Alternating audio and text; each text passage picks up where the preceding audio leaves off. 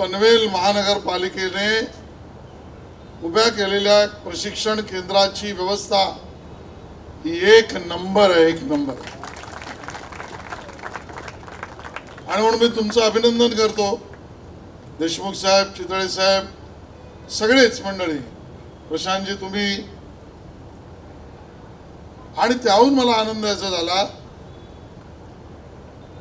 की आता मैदान झाली, बिल्डिंग झाली, त्याचा उल्लेख विक्रांतने केला की रत्न पारखी कोण, तर त्या रत्न पारखीची निवड सुद्धा आपण सगळ्यांनी दिलीप वेंगसरकरांची केली। हे सुद्धा सोन्याहून पिवळं झालेलं काम। पण मला एका गोष्टीचा आनंद अजूनही आहे की दिलीपराव तुम्ही गुणवत्तेमध्ये नंबर 1 आहात, पण या महानगरपालिकेच्या क्रिकेट प्रशिक्षण केंद्राच्या बाबतीत गुणवत्तेत नंबर 1 आहात। महाराष्ट्राला, देशाला माहित होतं, पण या इथे तुम्ही निविदेत सुद्धा नंबर 1 आलेला, कारण त्यांनी निविदा काढली होती। खरं तर दिलीपजींचं महत्त्व, मला कोणाचा अपमान करायचा नाही, कमी लेखायचं नाही, जर बघायचं असेल तर आपल्याला मी विनंती करेन, जरूर फिरायला लंडनला जा आणि क्रिकेटची पंढरी म्हणून ज्याची ओळख आहे त्या लॉर्ड्सच्या ग्राउंडला व्हिजिट द्या। तो जो गाईड असतो ना, गाईड, तो तुम्हाला घेऊन जाईल म्युझियम मध्ये। हा बॉलने ही चिमणी मृत्युमुखी पडली, ही बॅट तुटलेली, हे टी शर्ट कोणी काढलेलं, ते सगळ्या प्लेयरची माहिती सांगेल आणि मग तुम्हाला ड्रेसिंग रूम मध्ये घेऊन जाईल।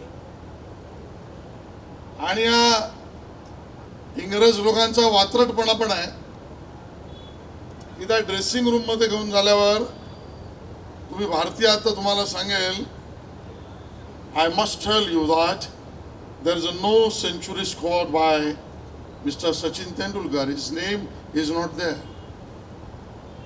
म्हणजे लॉर्ड्सवर सचिन तेंडुलकरने सेंचुरी मारलेली नाही हे सांगण्यात त्यांना आनंद होतो।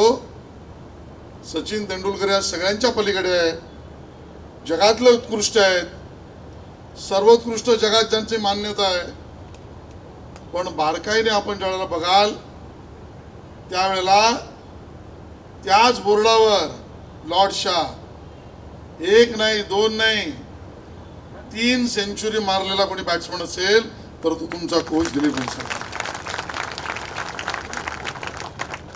ही ताकद दिलीप वेंगसरकरांची आहे। आणि म्हणून आजच्या या मुलांना आणि त्यांच्या पालकांना माझं निवेदन आहे,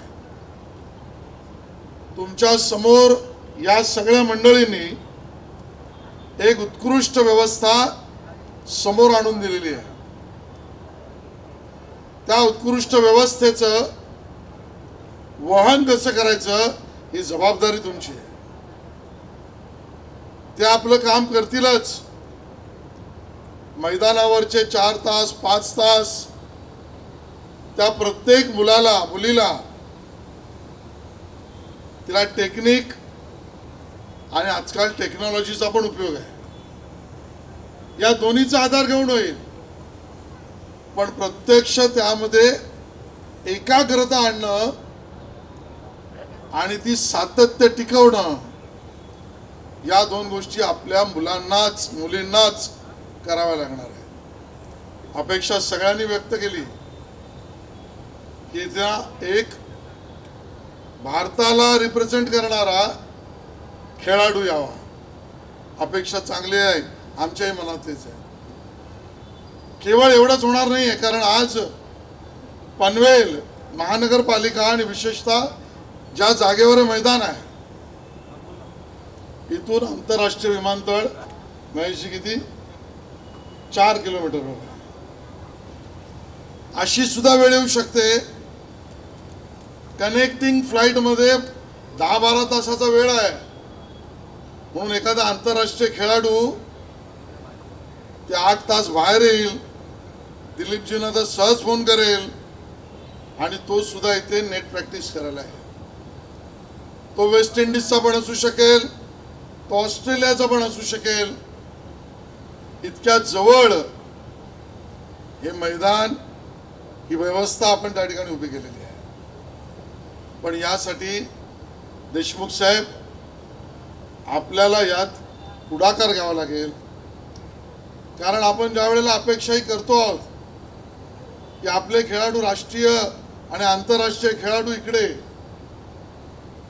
तर त्या गोलाकार मैदानाचा एक जी चंद्राची कोर आहे ती आपल्याला पूर्ण बाजूला काढायला आणि हे काम अशक्य नाही आहे. पर्यायी रस्त्याची व्यवस्था झाली आहे. आपण हे काम महिन्यात 2 महिन्यात केलं तर मी आणि दिलीपराव तुम्हाला सांगतो, 2 महिन्याने IPLचा सीझन संपला तर एका दिवशी दिलीपराव आणि मी दोघांनी सांगितलं तर रोहित शर्मा सुद्धा इथं नेट प्रॅक्टिस करायला येईल. पण तुम्हाला वेळ 2 महिन्याची आहे. आणि म्हणून या कार्यक्रमाचा आनंद वेगळाच आहे. वर्ष 2 वर्षाने इथल्या गुणवत्ताधारक खेळाडूंना कुठे ना कुठे चांगल्या संधी मिळालेल्या बघायच्या आहेत. त्यांच्या परिवाराचं नाव जगभरात होईल हे पाहायचं आहे. या व्यवस्थेतून गुणवान गुणवत्ता असलेल्या मुली या सुद्धा पुढे आलेल्या पाहायच्या आहेत. आणि हे कार्य आपल्या सगळ्यांच्या प्रयत्नाने हो एवढंच अपेक्षा व्यक्त करतो.